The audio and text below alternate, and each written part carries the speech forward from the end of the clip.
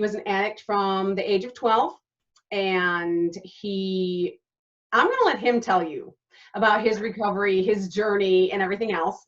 Now, there is something weird, though, because I get that you're only my second guest, but I'm seeing a pattern with addicts and skydiving. And you said that you're a licensed skydiver, and you skydive on your own a lot. So is it like, okay, Kevin said it was because he's a complete adrenaline junkie. Like his thing was coke and, speed. So anything that can give him that feeling, he's like in. Is that what it is for you? I think it's more for me about being aware that I'm alive, being intentional about living, like feeling every blink, hearing every breath, being aware of every heartbeat, understanding that there is blood flowing through my veins, and nothing gets me in the moment so much and so intentional about the fact that I'm alive, like skydiving and a couple other extreme sport things. The adrenaline's great. The feeling is amazing, but it just really brings me into that moment to where I am very aware of my own mortality. See, that makes a lot of sense. It does, because we spent so long trying to kill ourselves that, feeling alive now is kind of where we want to be. I get that feeling from being with my kids and doing stuff with my kids. I lame-o mom, but that's where I feel the most alive, is when I'm doing something with them and I know they're having fun and I did that. You know what I mean? Yeah, exactly. Yeah, and not just them. I mean, other people too. I think that's where I get my rush is, but nobody wants to hear about me. Everybody wants to hear about you. So you had been an addict since the time you were 12. That's young. Yeah. So I believe it was before then. I firmly believe that the behaviors I was building way before the drugs and the alcohol prevented themselves. When I wanted to escape my reality or change the way I felt, there were certain things that I would do before the drugs and the alcohol ever came into my life. When I wanted to escape my reality, I would manipulate my mom or my dad into letting me play video games more, or isolate and watch cartoons for an extended period of time. And when I wanted to change the way I felt, I would hoard junk food, or eat copious amounts of sugar. Like that's what I did first, because the goal was to not be me. The goal was to get out of my reality, stop feeling the way I was feeling, and that was lost and disconnected, and a lack of identity, and scared and confused. And so whatever I could do to not feel that way, that's what I did. So I built those behaviors. Yeah, that's like a running theme, a lack of identity, the wanting, and excuse my sniffing, you guys, my allergies, it's not the Rona, my allergies are like crazy. So I really apologize. But yeah, like the wanting to fit in, but never feeling like we fit in, even when we fit in. Yeah. It's so wild. Totally wanting to like just be somebody else. Anybody but us. Or find out who I am. Right? Because I didn't know who I was, let alone if I understood that I was anybody, I would have been fine with that, but I didn't know who I was. All I had were these feelings that I hated, and I couldn't get out of them unless I had an external substance to do that at the time.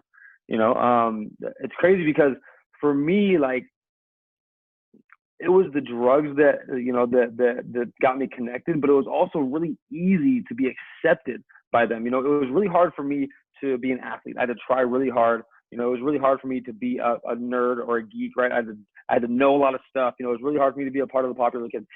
So who was I? All I had to do to be a part of the drug addicts was just do drugs. And I was accepted. So I got connection, and I got identity, and I got community. And it was the least amount of work for the most amount of payoff, at that point. Right. So it was a no-brainer for me at that point. Yeah. That makes a lot of sense, because it's like, oh, as long as I'm holding, everybody's my friend. Yeah. Totally. Mm-hmm. Yeah. And I'm instantly, oh, Taylor, oh, he's the, they're like, oh, he's cool, or oh, he's one of us, and so there's that just camaraderie right off the bat. I didn't have to do anything else except for the drugs. I didn't have to come from a certain place. I didn't have to have a certain amount of money. All I had to do was just do these drugs as well, and I was a part of. and a lot of people don't talk about that community aspect of drug addicts. Eventually it turns on us and we end up being isolated and alone, right? But there's a very, very, early camaraderie in the early stages that is very enticing and very attractive. That's why I have the video that drugs are fun until they're not. Until they're a blast. I mean, until they're not. Yeah, totally. Well, so here's the thing. It's like drugs did exactly what I wanted them to do, even up until the time before I got sober. They never turned their back on me. They never didn't do what I wanted them to do. They never stopped working. I loved every second of it. I never stopped loving the drugs. Mm-hmm. Never. I stopped, loving where my life was, and what I wasn't able to do. Yeah. Yeah. I pretty much accepted every consequence of that. If I wanted to be a drug addict, I had to take care of the consequences. I had to accept the consequences. If I wanted to be a lawyer, I had to go to law school. If I wanted to be a drug addict, I had to go to jail and get Hep C and, have my mother cry constantly and be worried, every single day of my life. That was just part of it. And I accepted that. Mm-hmm. But until I was shown that, hey, there is a separate way, of life. And when I fully understood that and had evidence of that, that's when, I decided to make the change. Yeah. And, we love the drugs, but eventually the drugs stop loving us. And I think it sounds like you and I think, and I'm going to use this term loosely, got lucky, because I never, like Kevin OD'd, he died. You know what I mean? I never hit that point. I did when I finally got sober, when I finally got clean. I was at a place where in a little while, I wasn't going to have family and I wasn't going to have friends. And, I was able to function and hold on to the job barely. I think I got out right before I would have gone off the cliff, And I think I'm fortunate that way. And it sounds like you may have been fortunate that way as well, unless there's more to your story that we haven't gotten to yet. Let's go, Taylor, we're ready. I definitely, I mean, by the time I was 27, I was strung out on heroin, methamphetamine, crack cocaine. The majority of my life was spent on a bathroom floor, covered in dried blood, searching for veins with swollen limbs. There was no recollection of any type of relationship to my family. I couldn't hold a job. I was 145 pounds. How tall are you? And I'm sorry? How tall are you? Oh, how tall do I tell people? No, I'm like 5'8", 5'8", yeah, so 5'8", so still very, very low in weight. You could see the ribs, extremely malnourished. And I accepted the fact that I was born to die a drug addict. My life was supposed to be an example of how not to live yours. And that's just kind of where I was. And I figured that they were going to find me on the floor of a Jack in the Box bathroom, dead, like I found my best friend. So I definitely had every reason to get out. My life on paper was absolutely miserable. It was tragic and extremely, I guess, disgusting, really. But the craziest part about that was I was living my dream life. The first time I did drugs, I made a declaration to myself, oh, this is it. This is what I'm going to do. This is my identity. This is who I am. This is my career. Everything I do, everywhere I go, everybody I'm around is going to be about this. That's where I misunderstood. Okay, so it's not that you didn't hit that point. It's you had just accepted totally. This is what it was. Yeah, I was just psyched. Like I was almost thrilled that I got to that point. Because this is what I wanted. This is was it what I thought? No. But I had come to a point where everybody knew I was a drug addict. Everybody had accepted the fact that I was never going to get sober. And I was, finally in a place where I didn't have to hide it anymore. I could do whatever I wanted. I could do all the drugs I wanted. And boom, that's just what it was. Forced everyone else into compliance. Totally. Compliance, but acceptance. Exactly. Yeah. So I was kind of living my dream life, and it was comforting in a way, right? Because I knew I didn't have to worry about the unknown. I didn't have to worry about, anything else except for the fact that, all I had to do was drugs for the rest of my life, and eventually I would die. Like it was cool. It was one goal. That was it. It was really, really simple. you know, what I had to do to achieve that goal on a regular basis was more difficult, but my responsibility was to get loaded until I died, and that was it. You know, so yeah, it was. It's crazy because I don't relate to that person anymore. You know, and it seems very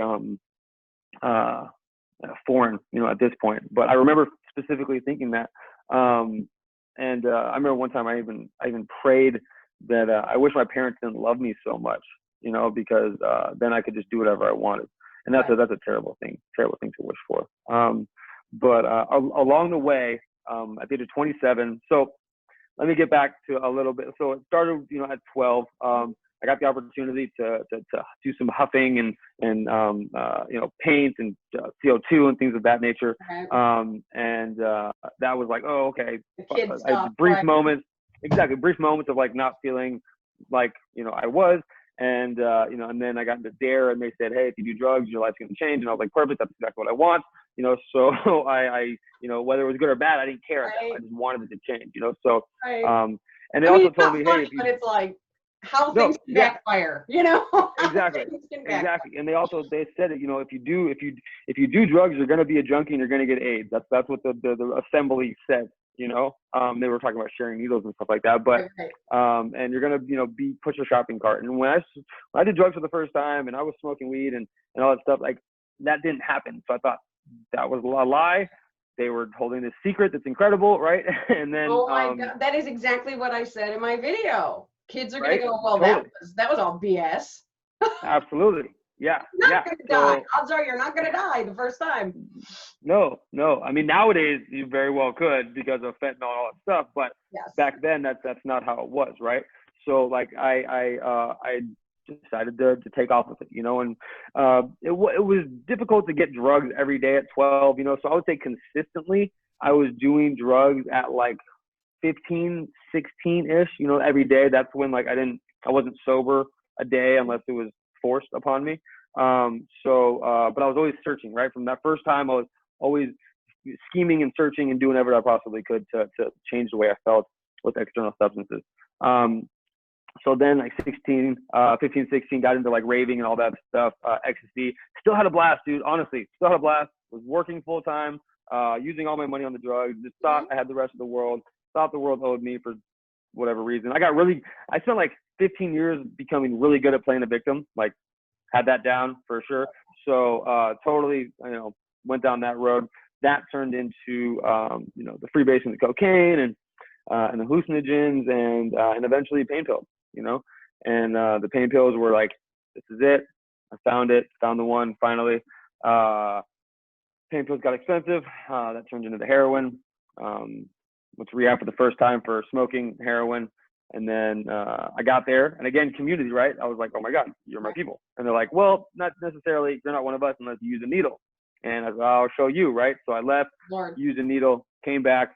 Nobody cared like I thought they were going to, except now I had this full full-blown addiction. That's when the methamphetamine came into play, and then the crack cocaine again entered my life. And then, you know, from the age of about 20, 21-ish, up to 27, it was just, you know, consistently getting worse by society standards. For me, it was just the next natural evolution, you know, in my life. But and then at the age of 27, again, got the opportunity to go to treatment one more time.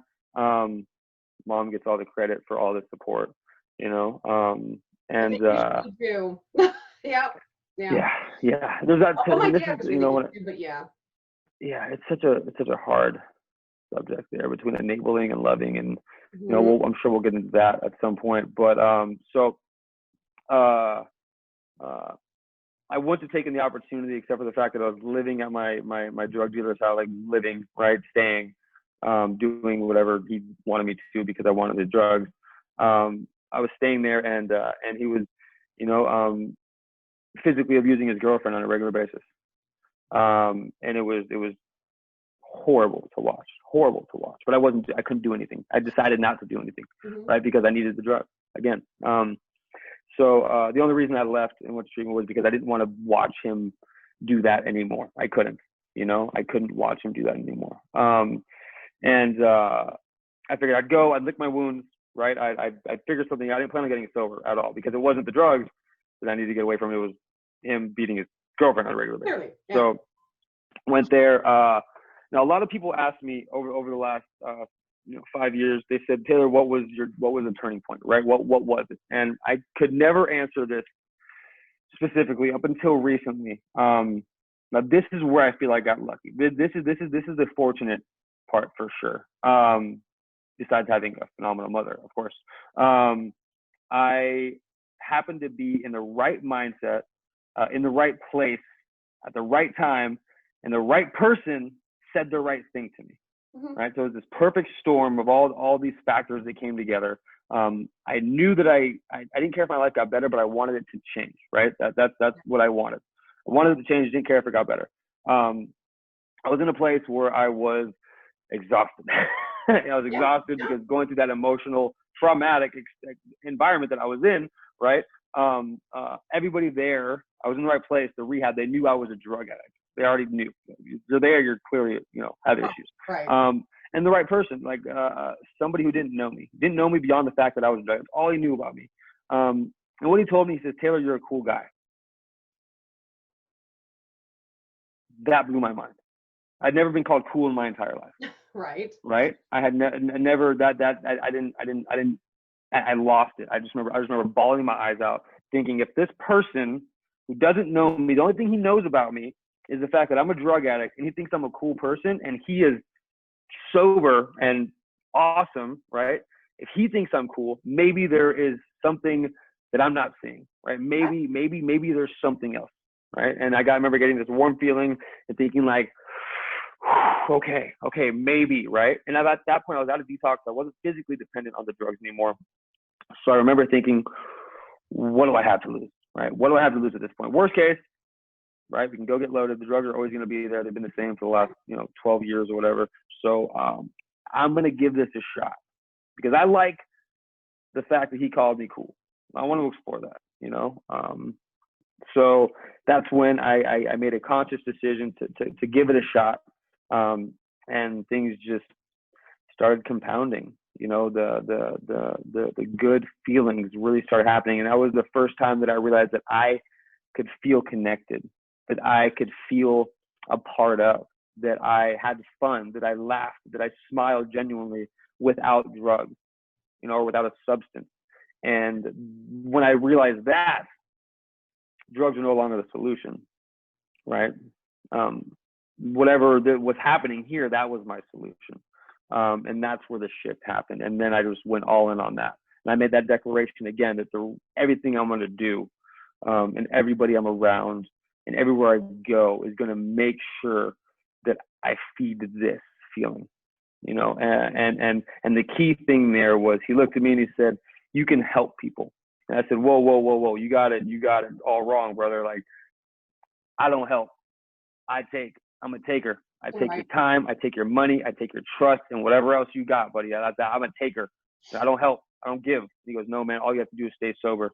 And it clicked. It was easy at that point. It was simple. I didn't have to work that. All I had to do was stay sober. And I was, again, a part of this community. Like with the drugs, all I had to do was do drugs. All I had to do was stay sober. And all of that, I got to help people, And so at that point, it was a no-brainer, And yeah, I had cravings. Yeah, I had that. But I was very aware of my goal. And my goal was to keep feeling like this and help other people. And when I wanted to get loaded, I would ask myself, is that going to move me towards my goal? And the answer was absolutely not. In fact, it would do the opposite, right? So I was able to overcome that with a clear understanding of my goal and, to realize what that solution was. It was really hard, though. I mean, I remember crying because I'd never not done drugs, right? I was either planning on doing them or I did them. I never tried to fight it. Right. It was either like, you're going to have to wait because you're in rehab or in jail, but don't worry, you'll have it. It was never, we're not doing it, So I used to, yeah. So I would, just used to describe it as somebody beating me in the face with a baseball bat, telling me to get high. That's how it felt. That's psychologically how it felt. And to be able to overcome that, when I did it once, I ran to the back office of the rehab. I said, I want to get high. What the F do I do? And bawling and just freaking out, and like throwing stuff off the desk. And they said, just sit there, it will pass. you know, and that's insane. It's never going to pass. And of course it passed, right? I had evidence right there. I had evidence. Hey, it'll pass. Like it was horrible in the moment, but it passed. And the next time I freaked out, I had evidence that it would pass, you know? So I went back to what was the evidence and what was my goal and how am I going to get there, you know? So that was really helpful for me in the beginning to understand, you know. That's something that I try to, explain to people that are in early sobriety. You know, what was it that allowed me to accept that? I don't know. I think it went back to a very, very, dedicated, you know, goal that I didn't want to get high anymore. And that's where people need to come to. I didn't want to get high anymore. And so I was willing to accept, you know, the reality of the evidence and, you know, the solution for my goal. So, then life took off, dude. You know, it was a constant uphill climb from there. I was accomplishing things. I was, you know, loving myself more and more and more. Became proud of the person that I was.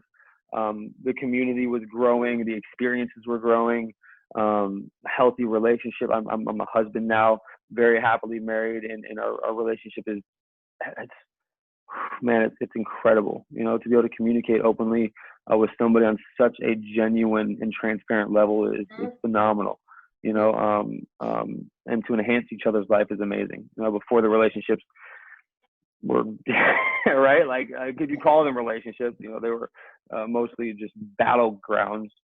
You know, love and compassion don't survive in that environment, right? When drugs are the priority. You know, so how we've been able to grow together and accomplish, overcome obstacles and accomplish goals, and is phenomenal. You know, and then the ability to help has grown too. You know, with more experience comes you know, more value towards others, and that's why I do the social. That's why I do the TikTok, right? You know, to be able to connect. What do you have, like 67,000 followers now? Yes. Yes. Yeah. You made a really powerful video. It was the one where you run into the room.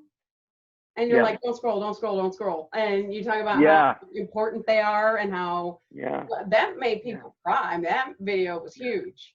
That was and somebody did that to me in person. You know, they literally, you know, they said almost those exact words to me when I was struggling. I remember specifically in rehab, they even ran into my room because I was like flipping out and I was like, I'm gonna leave. F all you, like, you don't know what you're talking about. You know, just because it happens, right? We get, you know, in our emotions and we get blinded by anger or whatever, or early sobriety. I can speak for myself. I did in early sobriety, you know, but they ran in, they told me that exact thing. You know, this world needs you, man. You know, you're almost through it. Just keep going. You know, and on the other side of this, life is so beautiful, man. And don't worry, you're gonna freak out again, like it's gonna happen. But please understand, like, just believe me. Like, he asked me to do one thing, and that was just believe him. You know, and I could do that because I could see it in his eyes how genuine he was being, and the only motive for him was for me to survive and help other people. That was it. You know, so that's really what I try to come across in those types of videos. That makes sense that it happened to your life, because I think what was so powerful about that video is you could see the genuine emotion. Like, you're talking to these, you know, millions of cyber people that, you know, you can't even see.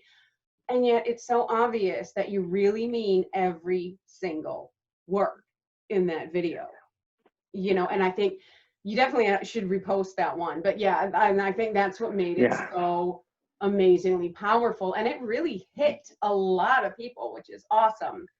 You know, I do want to back up just for a second, because and since on the recovery scene, we talk about addiction, and sometimes there are parts of addiction that are really hard to talk about. So I always, you know, want to let my guests know if there's something that I'm like, what about this? And you're like, you know, that's too hard. Cool. But I noticed it was like, this. My best friend died, and we're moving on. Like, what? Like, and still, that wasn't your sign. Right? Like, that is how powerful this addiction is. Totally. You know, when I think about who my best friend was in high school, I loved her. You know, I loved her. I cannot imagine, you know, and yet still it was like, that's horrible. but you know, Yeah. we're not stopping. So can you speak on that about what Yeah, happened? totally. I mean, we were in rehab together, and that's where we connected. You know, right off the bat, it was just one of those, you know, rad people that, you know, you could. It's crazy because when I got sober, and he was one of the people that, well, it was really hard to tell that you were a drug addict. You know, we cleaned up well, I guess you could say, and that was, I guess, the gift and the curse, right? Mm-hmm.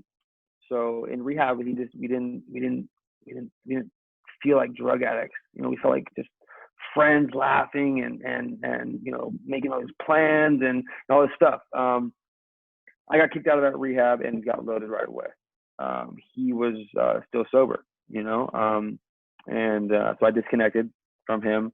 But I got the call one day that he wanted to get loaded, and I said no, I'm not doing that with you, you know. And so he got loaded on his own, you know, and they found him in a bathroom, you know, in a fast food bathroom. I guess he had been there for almost 2 hours. It was like a single lock bathroom, and that's like, yeah. So that was horrible, obviously, you know. And again, I was the victim, right? How could this happen to me, right? But something did come of that. We went to the funeral, and I remember the look on his mom's face. You know, I remember the look on his mom's face, and I promised whatever faith I had at that point, you know, that my mom would never have that look on her face.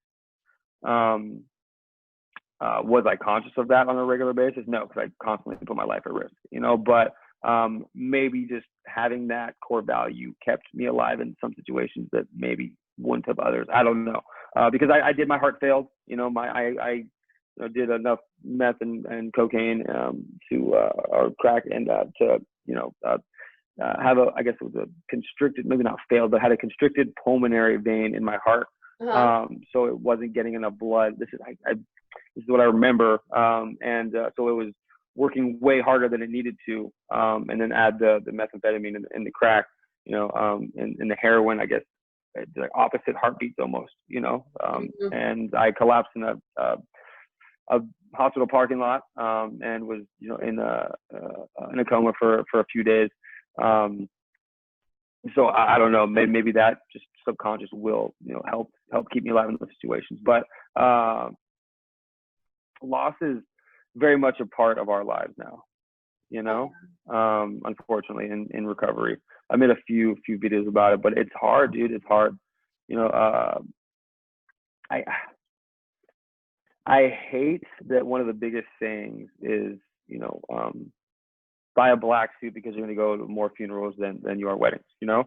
And it's work with people in recovery. Tragic.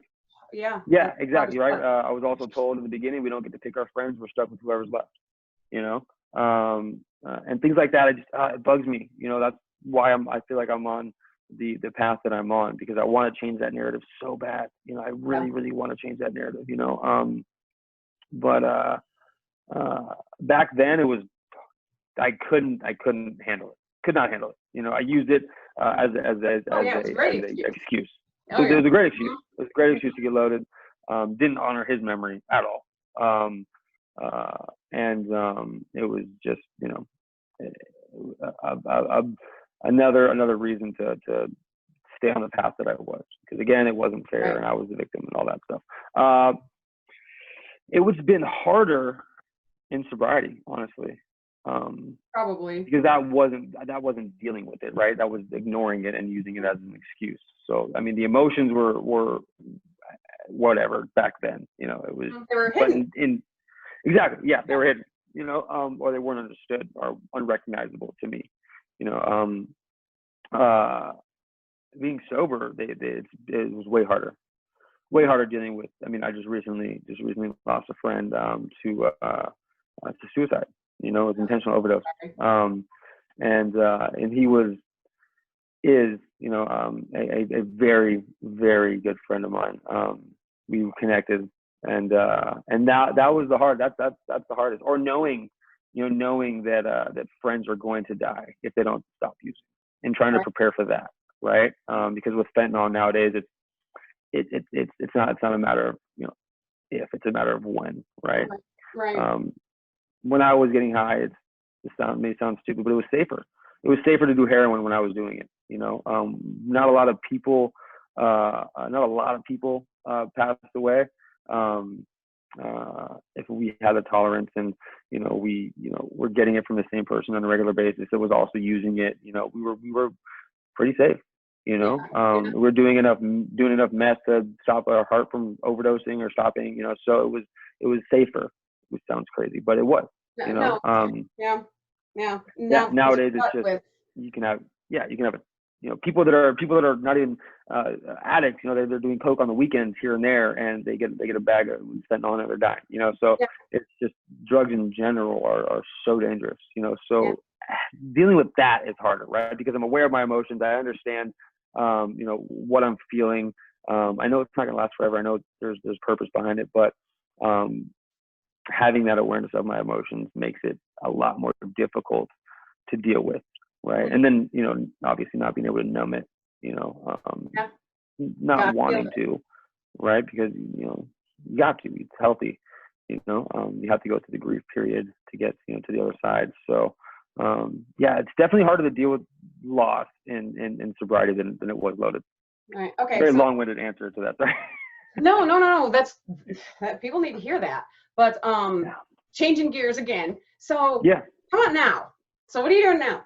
So where we at now? Where we at now? You got sober. Yeah. Where we at now? Or am I skipping something? We can do that. So I was loaded, and then I got sober. Life got progressively better, and now we're here. Yeah. All right. So what are you doing now?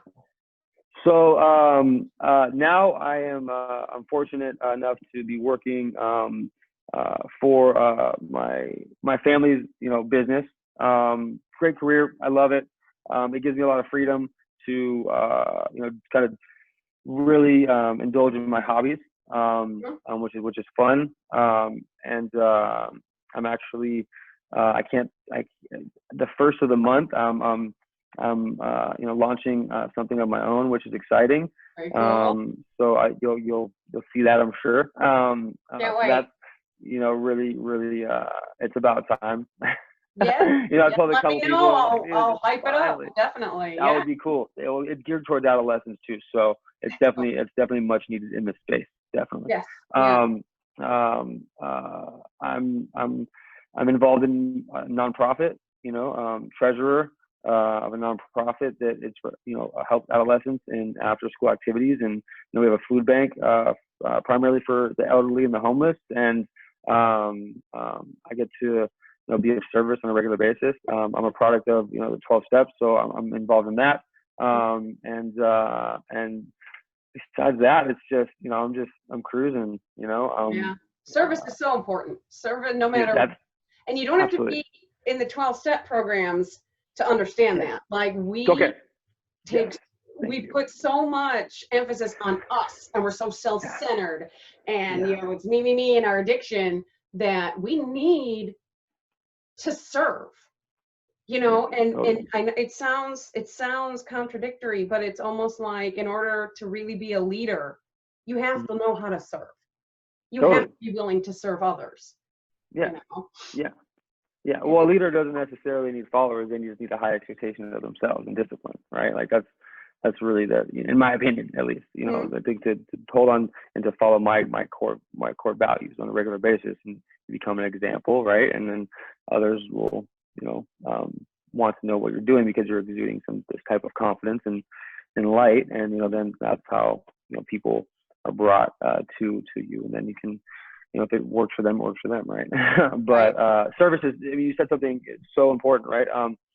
I really, really try to have people experience service like outside of the 12-step arena as well, because my personal experience and what I've seen is sometimes I've gotten burnt out, or I've seen people get burned out on that environment, and then they come outside of that environment and they don't know how to take those skills into the real world, right? Or at least outside of that, and so we're left with nothing. you know, and it's almost gotten me loaded in the past, right? Because if I don't continue to do those things, then I'm a firm believer that I'm gonna get loaded, you know. So I think it's really important to understand how to be of service in that environment as well in others, so we can, you know, make sure that we're, you know, staying spiritually full no matter where we are, you know. But dude, service is my favorite thing ever. Even if it's just taking a new guy skydiving and saying, hey, check this out, and then, you know, the smile they have on their face after is incredible. You know, it's you know, intoxicating, and to see others win. That's my goal. That's, you know, to see the complete and utter transformation of somebody that, you know, in recovery, spiritually, mentally, physically, you know, professionally, whatever it is. It's really at the core what I want to do with my life. Yeah. And that's phenomenal. How much time do you have? We didn't even say that. Oh, sorry. October 10th, I got 5 years. So October 10th, 2015 is my sobriety date. Yeah. Awesome. Congratulations. That's awesome. Thank you. I got one more question before you leave. And then if you want to add anything, you know, please feel free. We're coming. We're not coming. It's the holiday season. You know, totally. I love Halloween, and I think I love Halloween because, you know, prove me wrong, it's the gateway to the holidays, right? We get Halloween is done, and now it's like, whee, you know, everything goes crazy. Exactly. So Thanksgiving, Christmas, etc., it can be really hard. First of all, it can be hard for somebody in recovery anyway, because, you know, you go to family, God love them. The world isn't going to conform because we are in recovery, you know, and we go to the holiday gatherings and there's, you know, wine and there's whatever your family's doing. But even worse this year, and some, you know, some people who are in recovery lost their family along the way. They don't have anywhere to go. But even now in 2020, yay, 2020, with Corona and everything, and states on lockdown, and, you know, governor's trying to cancel Thanksgiving, and, you know, all this stuff. And some people are for that, and some people are high risk, and, you know, as addicts, we beat the crap out of our bodies. So I was fortunate somehow I didn't come out with a whole lot of health problems, but some people do, you know, and they can't go. So what advice do you have for somebody who's trying to hold on to their recovery, you know, especially those people who are new? I mean, for everybody, it's tough, but especially if they're new. What would you say? Number one thing, communicate regularly. On however it is that you know how. Get uncomfortable and start communicating right now.